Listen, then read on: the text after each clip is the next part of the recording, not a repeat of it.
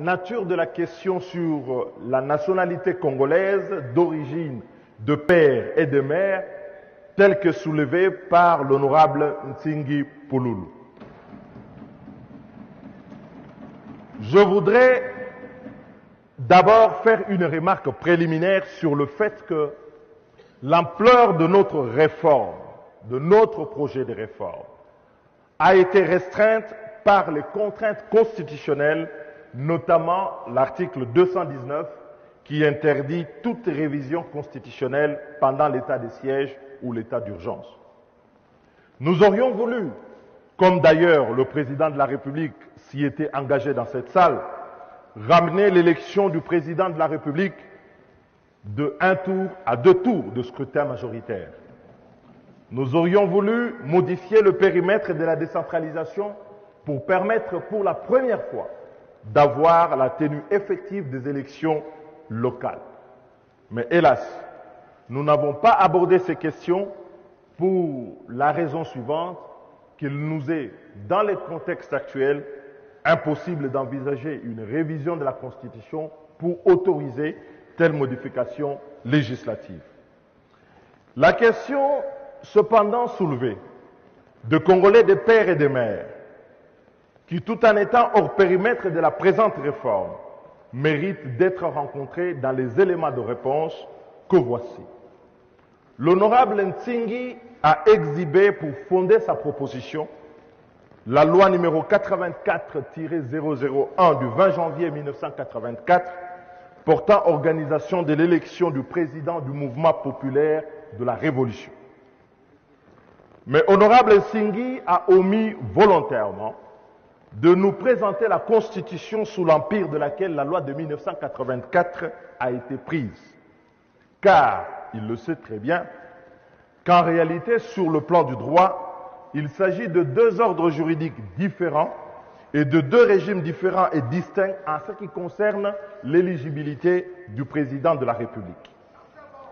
La loi de 1984, qu'exhibe le collègue Ntingi, a été prise sous l'empire de la Constitution du 24 juin 1967, telle que modifiée en 1974, 1978 et 1980. 2 différences fondamentales existent à cet égard.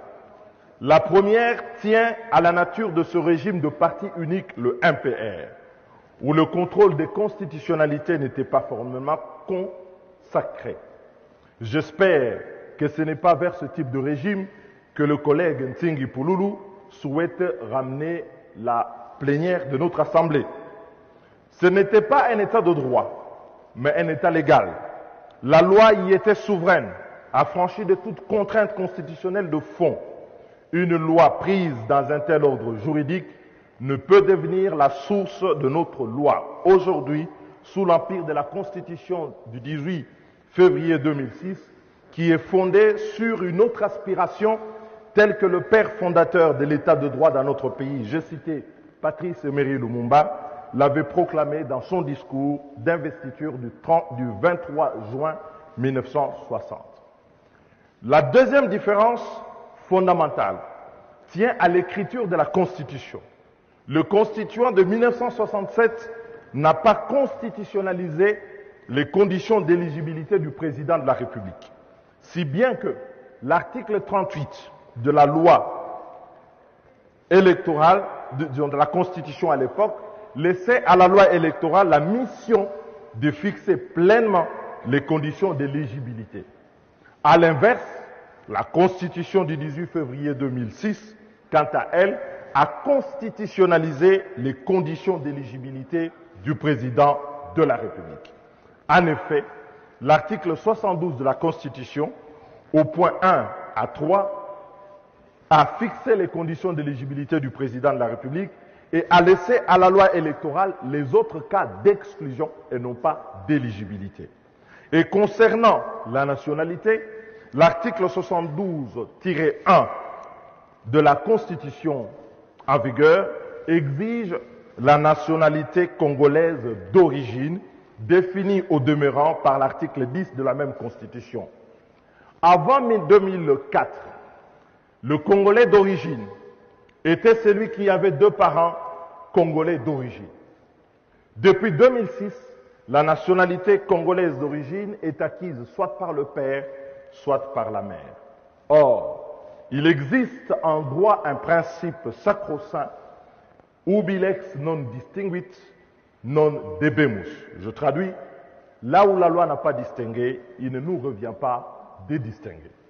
Les constituants ayant fixé donc la condition d'éligibilité du président de la République à la qualité de la seule nationalité congolaise d'origine, sans autre précision, on ne peut donc par le biais de la loi en vigueur introduire une catégorie nouvelle exigeant la nationalité d'origine par le père et par la mère sans porter atteinte aux articles 10 et 72 de la Constitution. L'introduction de cette distinction violerait fondamentalement également les articles 12 et 13 de la Constitution.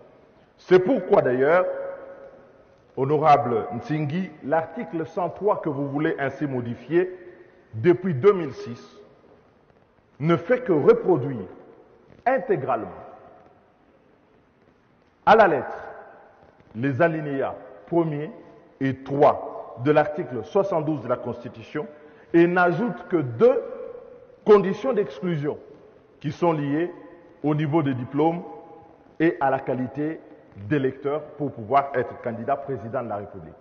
Le constituant, en fixant ainsi les règles, n'a pas entendu que le législateur ordinaire que nous sommes, nous puissions introduire dans l'éligibilité du président de la République d'autres conditions beaucoup plus sévères que ce que la Constitution exige. Et donc, cette proposition fait obstacle, trouve sur son chemin l'obstacle de la constitutionnalité et ne pourrait donc pas être intégrée dans le cadre de la présente réforme.